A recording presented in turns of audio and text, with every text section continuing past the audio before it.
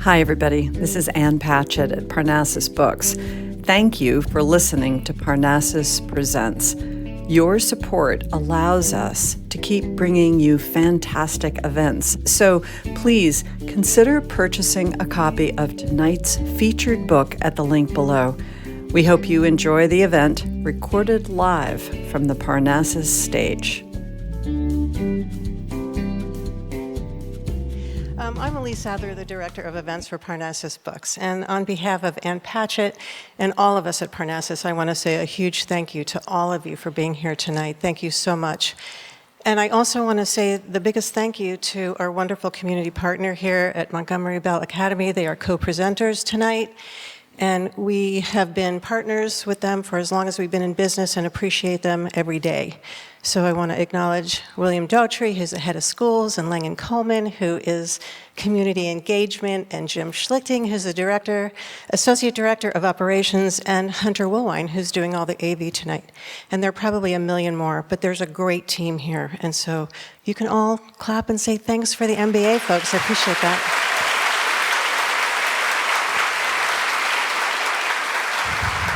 So you should all have your books, and they're all signed, and you guys are really in for a treat because I've read it, and it's the best thing ever.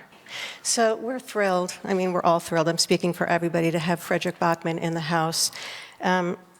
He's doing a limited U.S. tour, so we're so honored that he decided to be here in Nashville with us. He is a New York Times bestselling author. He's written 8 novels, 2 novellas, a book of nonfiction. He's published in over 40 countries, and I don't know if that's not enough. That's enough for me. He's from Stockholm, Sweden, and we just adore him. And he's in conversation tonight with Jeremy Finley, and he's a wonderful friend of the stores. Jeremy is a 26-time Emmy Award-winning reporter and anchor, and he is also the co-host of Word on Words, and he's also an internationally published author. So how great is all of this? You are in for a treat. Help me welcome Fredrik Backman and Jeremy Finley.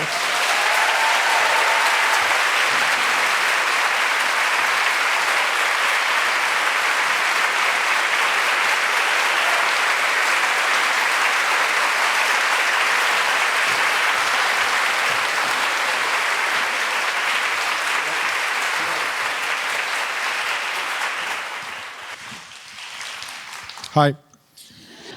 He's here. There he is.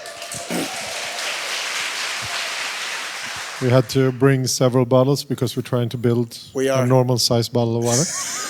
That's our plan. Yes. Hi. Welcome to Nashville. Thank you.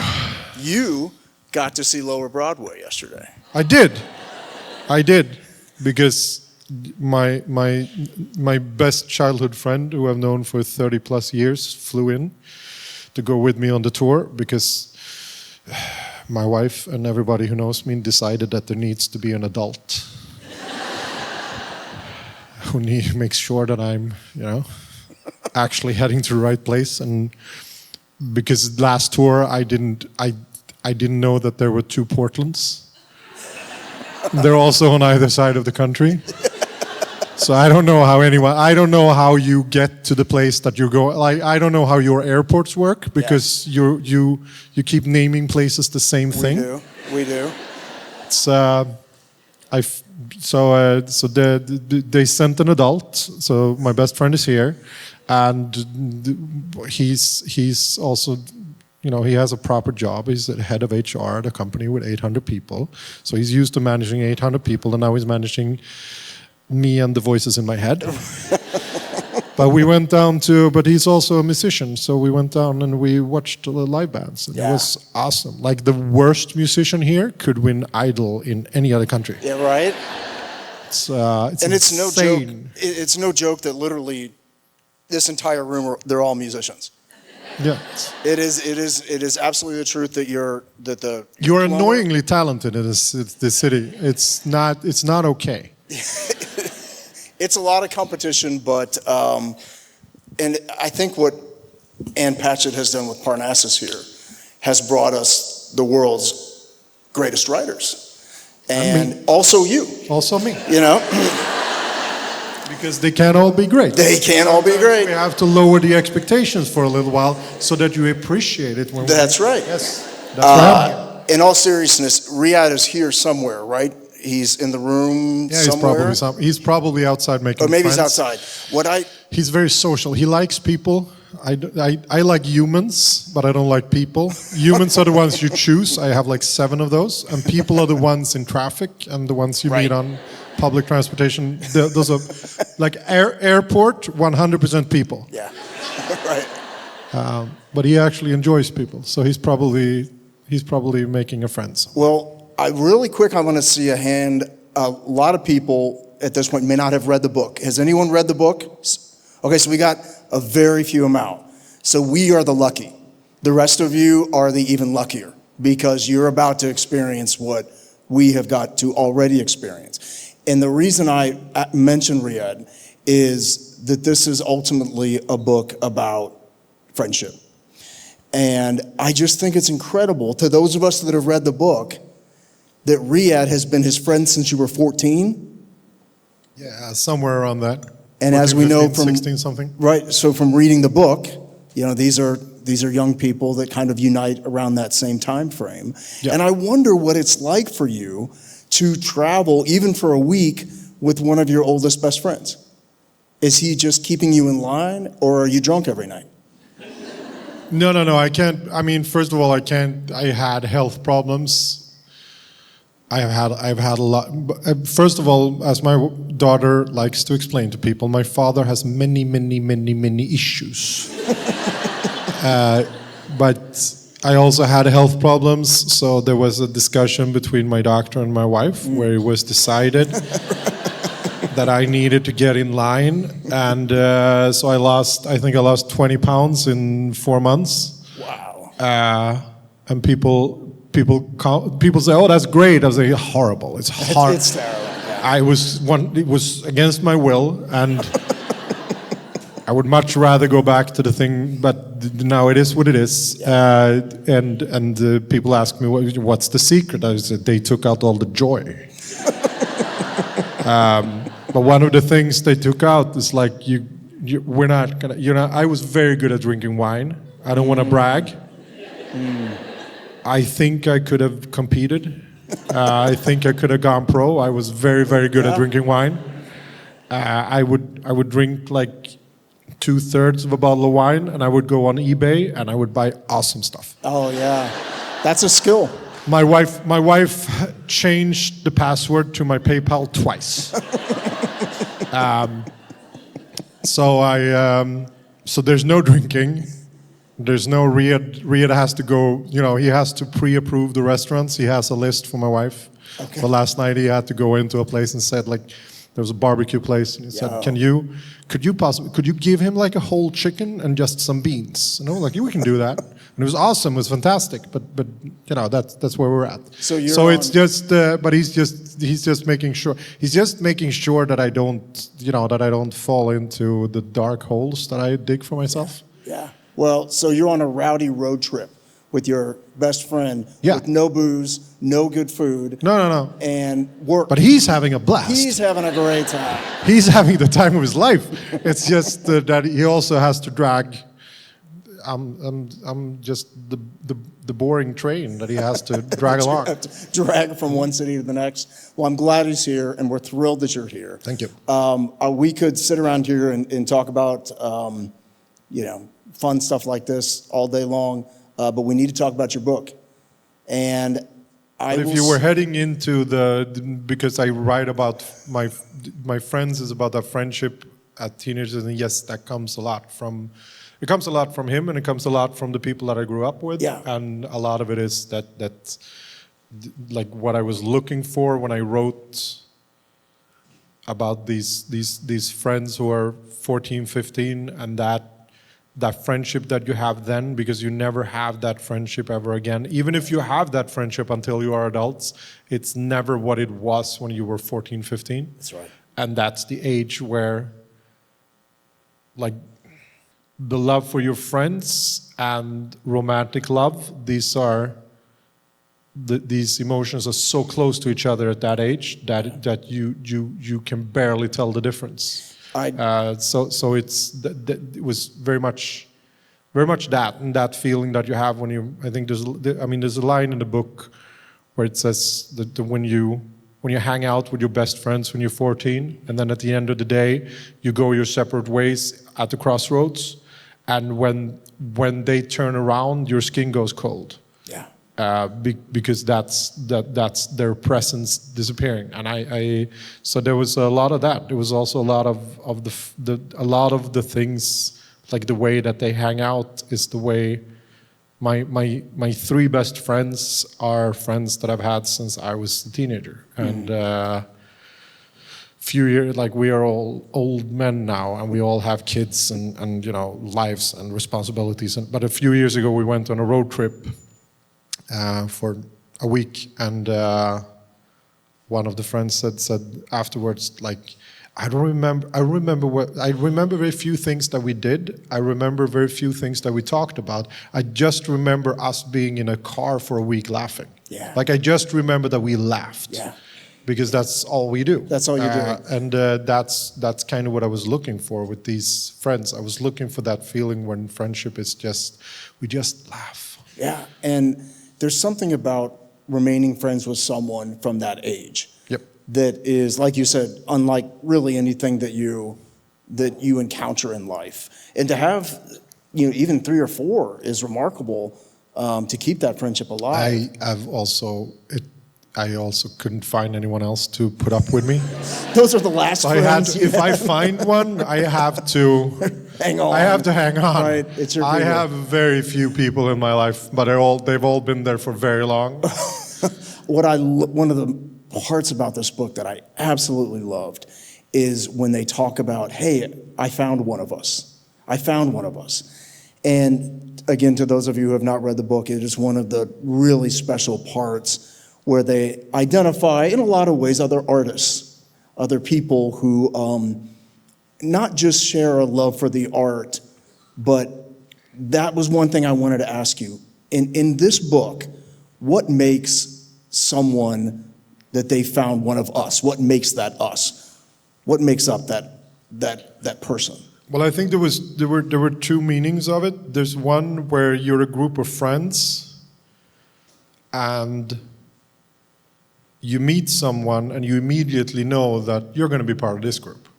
Like you can meet 100 and you're like, yeah, you're nice. And then you meet 1 and you're like, yeah, you're with us. Like and it can go in like 20 seconds. Yeah.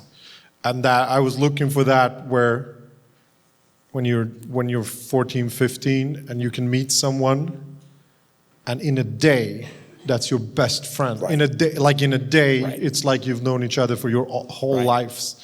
And the other part is creatively, I was looking for that because they talk about artists, they talk about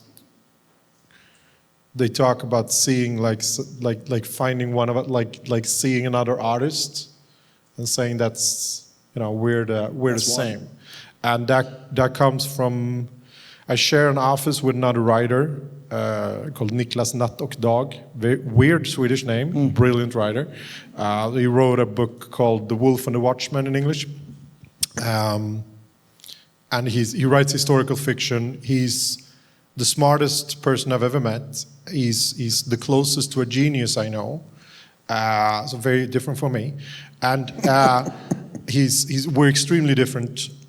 And we don't have anything in common. We've shared an office for 15 years. I think we've hung out outside of the office maybe 3 times. Really? Our children haven't met each other.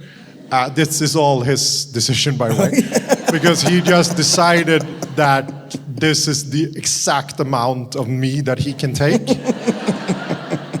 But the only thing that we have in common is that we read different things, we like different things. But we look at text the same way, and we look at the craft the same way, and we like writing for the same reason. So that's all we ever talk about. We just talk about, like we come into the office and all we ever talk about is writing, and all we ever talk about is something we read or something we, it's all that. Yeah. And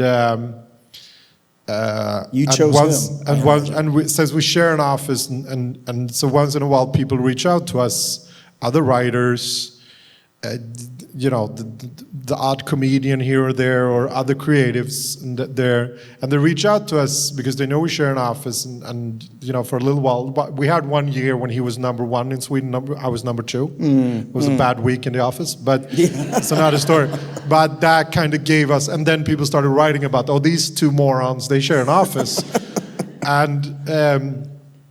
So people started reaching out, and we met with, we have this rule that anyone who reaches out will buy them lunch. Like anyone who reaches out who's a creative will buy you lunch. Like we'll go out and we'll have lunch, and we'll do our best to give you advice or whatever it is that you're looking for. But Nicholas has this thing where we come back from lunch and we meet people who are, very often we meet people who, they're nice and everything, but all the questions are about, how do I make it? How do I make money? How do I become successful? How do I become, And you tell them good looks. They're all about agents and we don't have advice because we don't know what we're doing. My wife handles my wife handles everything that's in reality. I handle everything that's in imagination. Right. This is this is the line we draw. Yeah. I don't know what bank we have. I don't care. It's not this. These are reality things.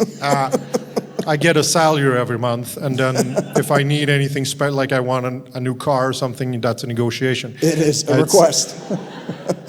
It's like any other company, but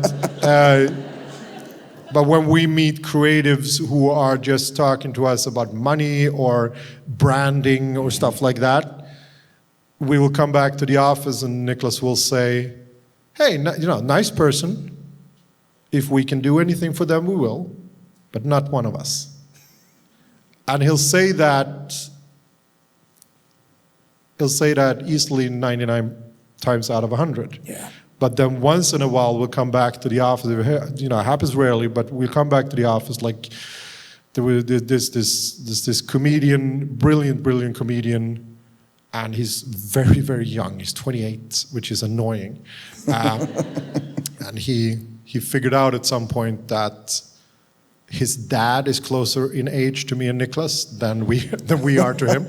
So it would make more sense that we were friends with his dad. And then my son figured out that he's closer to Carl in age than I am. So this was it was issues for me. Yeah. But Carl is a brilliant comedian, and he reached out because he had read some of my stuff, and we're from the same city originally, and he reached out. And I said, well, come by the office and we'll have lunch. And he sat down and he was there for half an hour. And he made a joke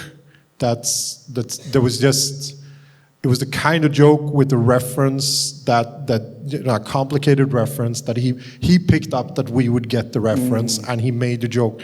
And he did it, and Nicholas just looked at me and in front of Carl said, one of us. And he hadn't said that for maybe, we could go 2 years without that happening. Wow. But he said, one of us. And it kind of stuck with, and now Carl is, no exaggeration, he's at our office maybe once a week. Oh, really? And his wife says, it's so good when he goes to your office because he just hangs out and he comes home happy. Every time he's gone to your office, he comes home excited and happy. And he comes and he just hangs out. He sometimes he goes there and we don't even talk. He goes sit in a corner and read a book, and he's just a piece of furniture sometimes.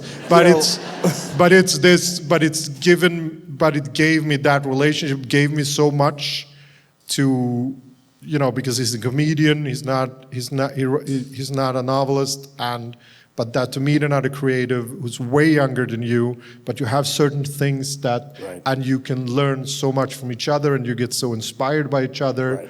Right. And when Nicholas said that, one of us, that's why it went into the book. And I think that... Very long answer to a short question. But it's a phenomenal answer. But I also think what's important about this book and so many of your other books is empathy.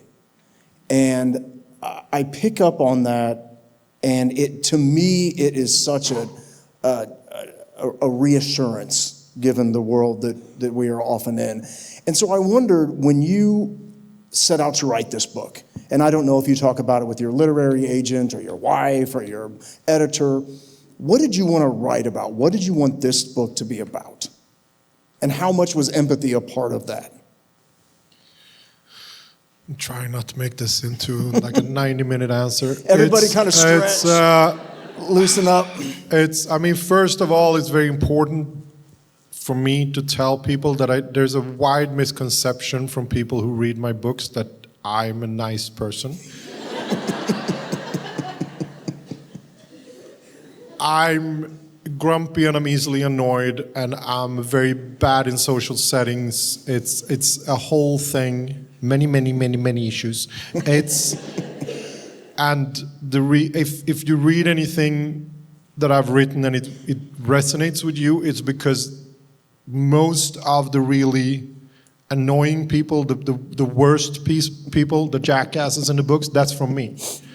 And all the good things in people, like all the nice people in the books, all the ones who say smart things and profound things, that's from people around me that I aspire to be like. That's how that works. I mean, I'm not gonna put him on the spot, but Riyadh, who is here, that's who I aspire to be. That's how I aspire to be as a dad and as a man and as a husband, and that's my role model. That's who I try to be like. Be like my daughter says, try to be less of you, Dad.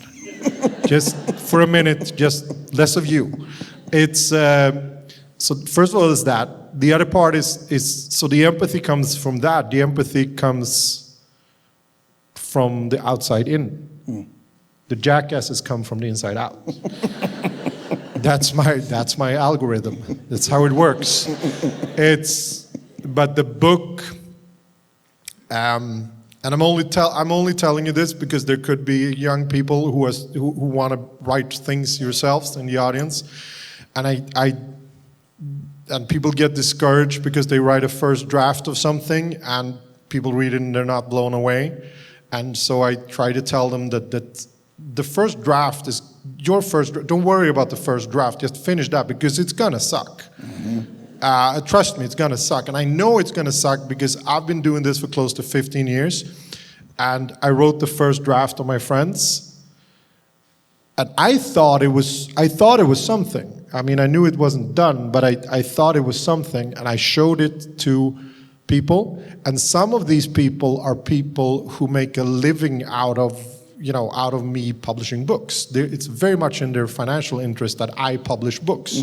And they still read it and came back to me like you would when you try not to insult someone who's been cooking while clearly drunk. You say things like, oh, this is interesting. Yeah, right. That's great. And I fell into a hole. Like I've never struggled with my confidence the way I've struggled with my confidence while writing this book. And it does. And I tell people, and some people will go like, "Don't worry about it. You're great." And I'm like, "That's not how confidence works at all." So I fell into this really, really dark hole where I felt like I'm just, whatever I had, it's gone now. Like if I ever had a way of telling a story, it's gone now. I've given everything I had, apparently, and now it's over. And it is what it is. But I struggled myself. I had a life crisis. I've had many of those, but this was slightly worse. And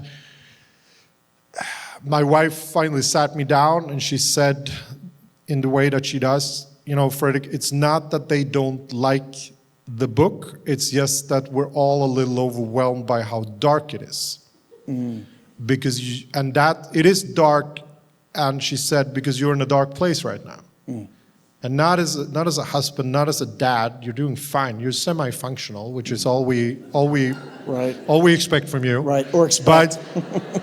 but you're in a dark place creatively, and that's such a big part of you. That's such a big part of your identity and who you want to be, and you're in such just dark place. And I can see it, and I can see that you're struggling. I can see that you're trying, and I can see that you're barely holding on. But she said you have to find some hope in this and some redemption in this, not for the story, but for you. And I took that, and I sat down, had a breakdown, started writing myself out of the hole, and I wrote this dedication page for the book. That's to anyone who's young and wants to create something. Do it. And the whole book came from that. So I rewrote the entire book. So I wrote another book on top of the first book. Because I had this idea that okay, if this is my last book, then who would I want it to be for? And if it is my last book, I want it to be for someone who's young and wants to do the thing that I do. I want to hold the door for someone who comes after me. And so that was the dedication page. That's how I reframed the entire story. And then I put another story on top of and sometimes I write a funny story and I add the darkness. And this time I wrote the darkness and I added the humor. And then I sprinkled fart jokes on top. Well, that's... Someone counted, I think there's 20-something fart jokes in it. And there really is that many fart jokes. There's a lot of fart jokes. Yeah. My editor also took a lot of fart jokes out. That was the last proofread. That was all fighting about the number of fart jokes. But I feel like the formula, like the writing process, that's chaos book. That's the writing process. It's just absolute chaos. And then all of a sudden there's a book and I don't know how it happened and no one knows either, but it's just, hope we can do this again.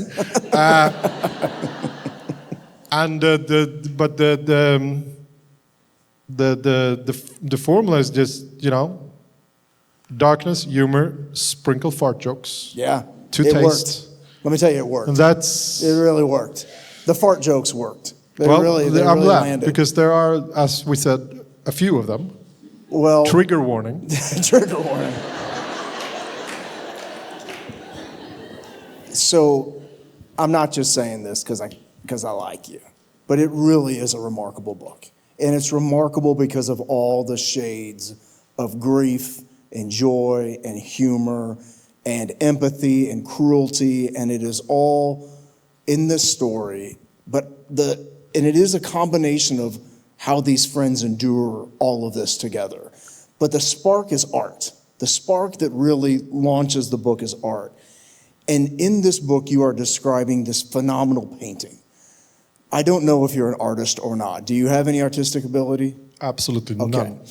So I don't either. So I think it would be incredibly daunting to write a book about a beautiful piece of art that unites all these people, and then you have to describe it. So I'm wondering, for your research, did you research how painters work, what their minds work like, or was this something that you just came from left field? I think the easiest way that I can explain this is that I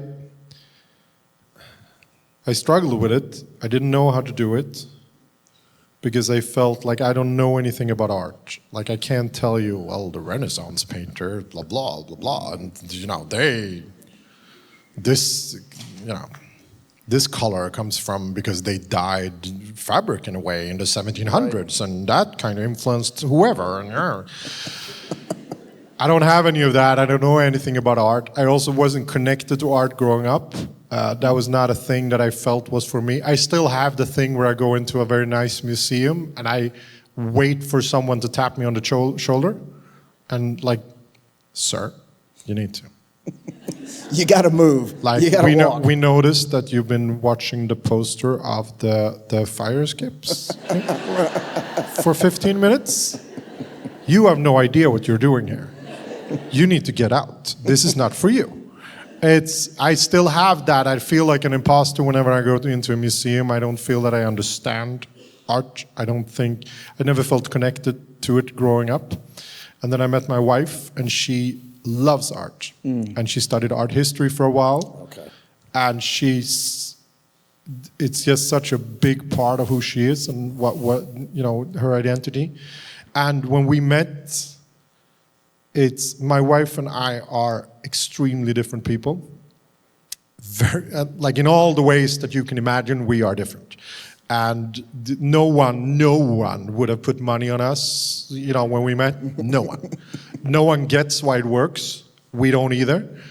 But it's probably because we're still trying to figure each other out. Yeah. And now I think on her part, it's like she's invested so much time in this. She's tired. She's like, I'm not going to walk away now. She's like at the slot machine in Vegas. Like, That's right. Sooner or later, he's going to just become functional.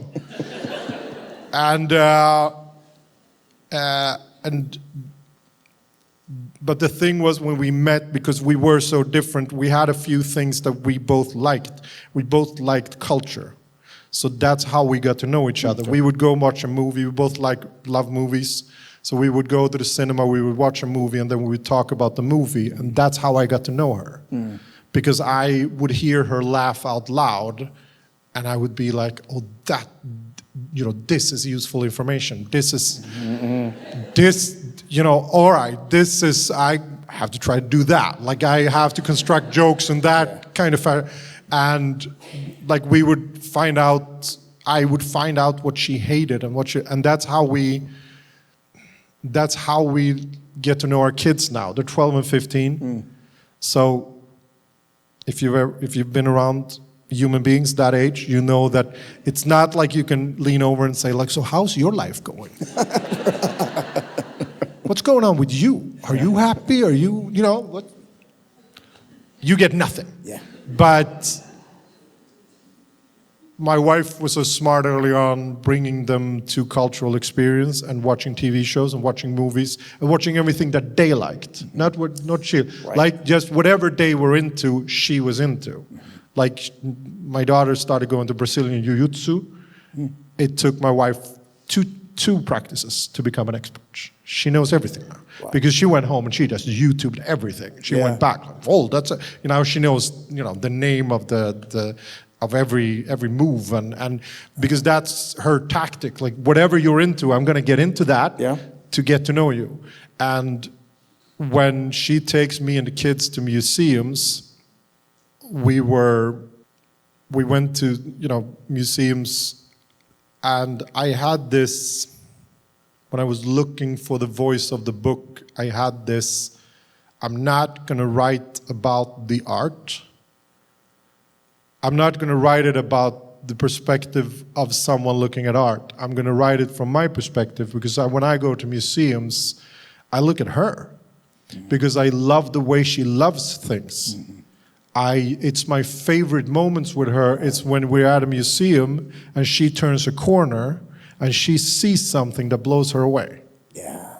Because I can see it. I can see that I can see the wind hitting her. Right. I can see her turning a corner and just going. And I love the way she loves things. I love the way she gets excited about things. I love the way she gets excited about art. And the way she can talk about art in a way that even if you haven't seen the painting, she can talk about it in a way that you feel like you were in that museum. You feel like you've seen it. Yeah. And that's how I wrote the book.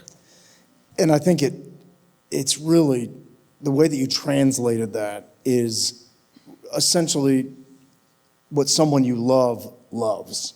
And that is a way to bridge a gap between something that you don't know that well. I gotta ask you about this, and I thought this was really interesting. The book, from my perspective, is not set anywhere in terms of a specific city or a specific town. It literally could happen in California, it could happen in Sweden. It could happen in a rural part of Tennessee that is by a body of water. And I wonder if that was deliberate Or if you want, did you want this to be so identifiable for us as a reader that it could take place anywhere? No, it's by choice. I mean, some of it is that I'm really bad at describing things, and bad at I'm like, the reason that if you read my books, you're going to notice that I very rarely describe how anyone looks. I describe things that they do. It's because I'm horrible at describing how people look. I'm very bad at describing like actual places because I don't remember anything.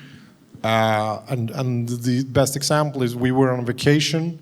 You know, you go to these like big resort hotels, and we were down by the pool, and my wife asked me like, could you go up to the room and get the bag? And I went up to the room, I got the bag, came back down, and she said, did they clean the room? She's like, I don't know. I don't know. And she's like, you went in, you went past the beds. I did. Were the beds made? I don't know.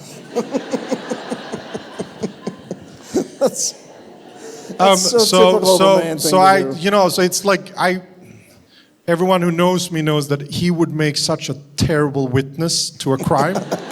Because the police, you know, when they have the sketch on TV, I always find that to be like, that's ludicrous. Like, who would, like, what did his cheekbones look like? What? What height was he? I don't know. I have no idea. I'm the same way with places. And it's also that I'm horrible at research. I just, well, I have to go to a place and I have to look at it. I have to sit in Google Maps and like, where that street leads to that, and that's the coffee shop. I don't know. It's just I go by memory. I go by places that I've been grown up, you know, and so that's the honest answer. The slightly more, you know, smart answer is that there was I think the movie directors call it any place, anywhere.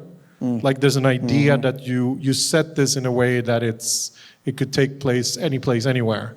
Yeah. And I have that idea that if I do my job correctly, like if I put all the pieces together in a good enough way, then you will cast the actors, and you will give me the stage, and you will paint the background, and you'll do, like, your imagination will do a lot of the work for me, which I think is fair.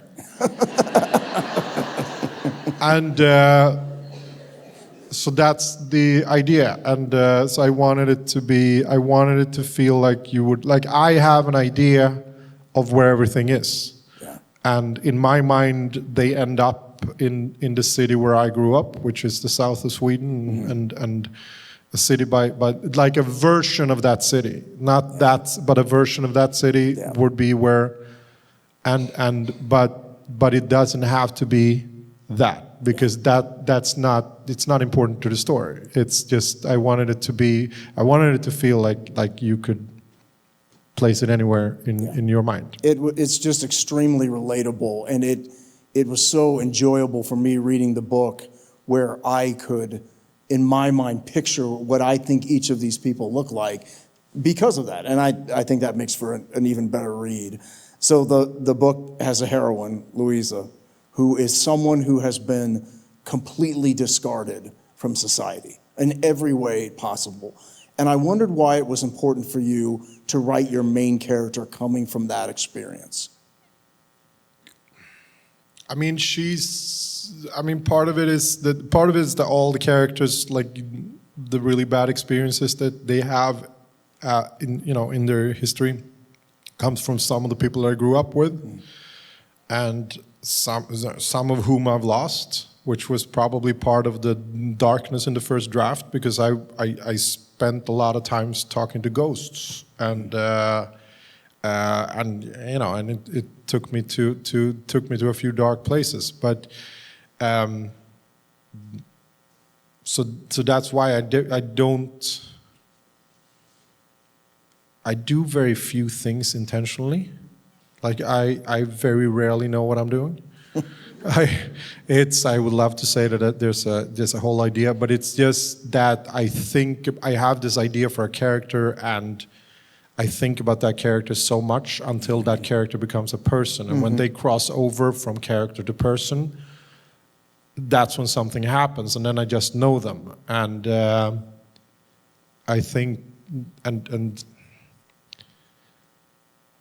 with her, it was just this combination of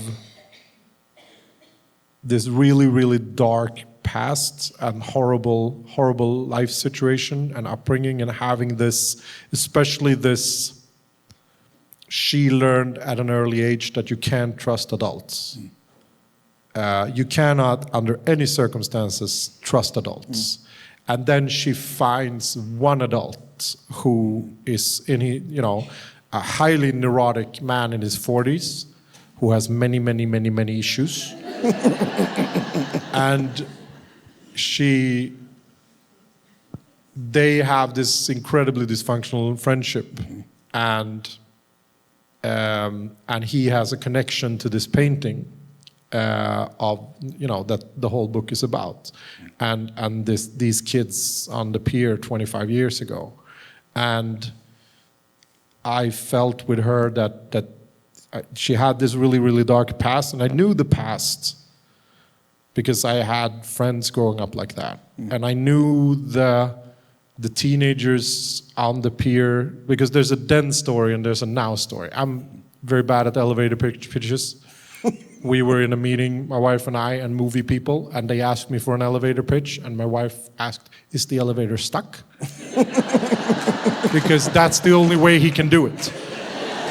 I know there are men who says things like my wife is angry with me, but I don't know why. That's never happened to me. Always no. It's a then story, there's a now story. The then story, the teenagers in the then story, they have this summer, they're 14, 15 years old. It's their last summer as children. But they grew up 25 years ago, so I know them. I know how they speak, I know who they are, because I grew up with kids like them. There are little bits and pieces from all the people I grew up with in them. So I know them. And then Louisa, I knew the darkness of Louisa. She's 18 years old, but she lives now. She lives here. And I knew all the darkness with her, but I couldn't figure out how she would speak. So the darkness was not I knew the horrible circumstances, but that only works if she needs to be funny. There needs to be joy to her. There needs to be a forward motion with her, and this relentless joy and childish joy. Right. And she would, have this dysfunctional relationship with this man in his 40s who just want to be left alone with his grief and just want to be, he's not super fond of people. Not based on a real person, but there are similarities. But I was looking so much for that relationship, and I was looking so much for Louisa, this 18-year-old, and because I can't write teenagers, because it's just if I try to write teenagers, it's just gonna be me, hello fellow kids, and with the hat turned backwards. I don't know how to be cool. I didn't even know how to be a teenager when I was a teenager. So I was looking for that for a long time, and then I figured out that I had that voice, because I figured out I don't have to know how she would talk to other teenagers. I just need to know how she would talk to this very highly neurotic man in his 40s. That's right. That condescending voice that a teenager would have towards. Right. And I have that because I have a 12-year-old daughter. So you have it right there. And she brings all her friends home all the time. And they're in the car with me a lot. And once in a while they forget that I'm there. Right. And then all of a sudden they make a joke, they laugh really hard at the joke, and then one of her friends remembers that, oh, there's an adult here. So she'll turn to me and she'll go like, it's funny because you know, there's this thing called TikTok. And I'm like, I know what TikTok, like, I know what that, so it's a whole, my wife, I asked my daughter about skinny jeans because that became a thing. I picked up that was a thing about the young people, among the young people now, skinny jeans. But it's not the same as it was when I was young. Like when I was young, skinny jeans were like they were spray painted on people. Yeah. And now normal jeans are skinny jeans. And I asked my daughter, like, so I asked her, like, I pointed at my pants and I said, "Are these skinny jeans?" And my daughter looked at me and she looked at her mother, like, "Why is it speaking?" And then she said, and then my wife stepped in and she said, "I think Dad is just worried that you're embarrassed by him in public." And I said, "That's not at all what I asked." I wanted to know about the pants. All I asked. And my daughter turns to her mother and she says, "Well, I'm embarrassed about other things. If he wants a list." Definitely don't want that. It's just, sorry I asked.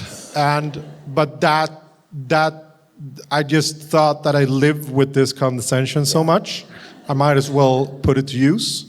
That's right. And that's how I figured out, like, I put that on top of the darkness. Like, if you would have this 18-year-old who has just had horrible experiences her whole life, and who learned very early that you cannot trust adults. Right. But if she still has that childish joy, and I can add this incredible condescension towards this Ted, this man in his 40s, well, then that's where I'll start. And that's how I built their entire relationship. You'll read the very first paragraph of this book, and we will all, if looking around, we've all various different ages, but everybody remembers what it was like to be a teenager. And you'll read this very first paragraph, and you'll say, "This is it. He got it. He understands it." We do want to open it up to questions. We do ask, though, nothing political. We're going to just keep that out of the questions if we can. We don't have a whole lot of time, so it's going to be a first-come, first-served basis. So put up those hands if anybody's got a question. Young lady in the front row. The donkey is my dog. I have a German Shepherd. She's 4 years old, and for the first 2 years, my wife said once a week to me, "This is the worst thing you've ever done." I love her, but she's a moron. The dog. I also love the wife. Also love the wife. She's highly intelligent and perfect. The dog, moron. But the thing was with the name, everybody, because I call her Donkey on Instagram, but the thing was with the name that when my kids were small and this whole thing started, people started following me on Instagram and whatnot. I told the kids that we never disclose your names. Like, I never write down my kids' names anywhere because I wanted that to be their choice if they ever wanted to step out. If they want to be public figures, they can choose that on their own. I don't want to make the choice for them. And then we got the dog when my daughter was 8. And my daughter immediately said when she was a puppy, "You're not allowed to tell her name either." Because she's one of the kids. So that was the agreement. So we never told anyone, we've never told anyone like her name. And but she's Donkey on Instagram because that's her whole personality. That's it. We do have a microphone here, so whoever has the next question, we have a microphone. Just stick to, well, we're going to go right to there to the, hi. Microphone's coming your way. Oh, right there. What would you say is the best book you've read in the last year and a half? The last year and a half, the best book I've read, I'm going to make it a two-part question. It's Right. The best book I've read overall, it's The Brothers Lionheart by Astrid Lindgren, who wrote Pippi Longstocking. She's a national treasure in Sweden. Everyone reads. She was one of my 3 best friends growing up. Never met her. But The Brothers Lionheart I read that every year, at least once a year. It's the perfect book. It's a perfect adventure. But the one that I read recently that just blew the roofs off the buildings for me was Impossible Creatures by Catherine Rundell. And I thought it was amazing. There was a Swedish critic he's at the committee who chooses who gets the Nobel Prize. You can't get any more highbrow than that. He's incredibly stiff. He doesn't like anything. He's like Anton Ego in Ratatouille. He read this book, he wrote such a glowing review, and he ended it with, "She makes the world feel possible." And that's exactly what it is. It's the perfect summary. She makes the world feel possible. I thought it was absolutely amazing. I loved it. All right, let's get a question from up here. If anybody got a question? Oh, great, okay. I walked all the way down. Thanks for coming, Fredrik. So English is not your first language. Can you talk to us a little bit about the translation piece of the work? So I would assume you write it in Swedish. And then do you work with the translator? Because there's just so much nuance, and I don't know if you're translating it yourself. It's, I don't even speak my first language very well, so I write it in Swedish, we get it translated. The usual process was that with the first couple of books, I was involved, but I didn't micromanage, partly because my English wasn't very good. It's not very good now either, but it's gotten way better. But it's also that I didn't think that anyone would read it, so I thought, who cares? But gradually I've been more and more involved, and with this book, usually I publish in Sweden, and then a lot of European countries, and then a year later in the US. That's partly why this is so weird, and my answers are so incoherent, because I don't know what the book is yet to me. I'm not finished with me yet, and my relationship to the book. I don't know what it is yet. I'm still struggling with it. Usually I had a year before coming here, so I had a year to figure out the answers to stuff.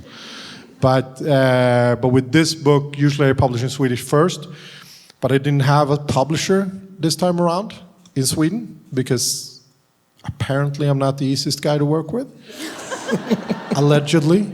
So I didn't have a publisher, and so I asked my American publisher, who I've been working with for 15 years, but usually he gets the book when it's done, and then we figure out nuances, and we figure out tempo and rhythm, and a word here or there and stuff like that. But he gets it when it's fairly done.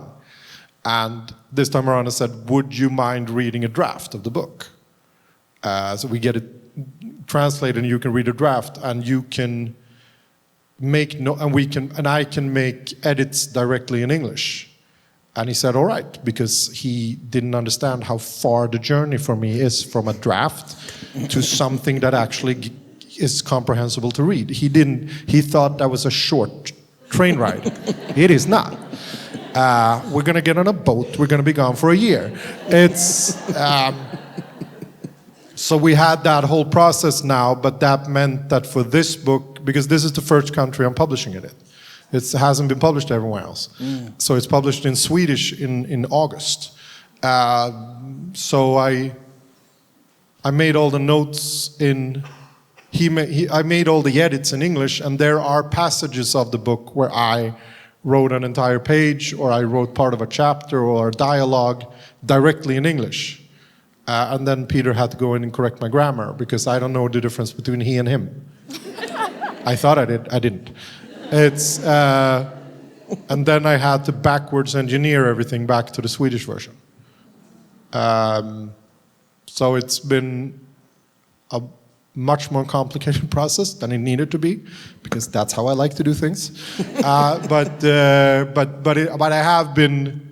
I've never been as hands-on with the translation as I have this time around. But I still use a translator. His name is Neil Smith, and he's wonderful because he gets my rhythm. Like he has a way to show me how to. The Swedish language is very different, and he has the way to find a way to make that rhythm work in English, and so that's the process. Chaos, chaos, chaos, book. We got a question in the back.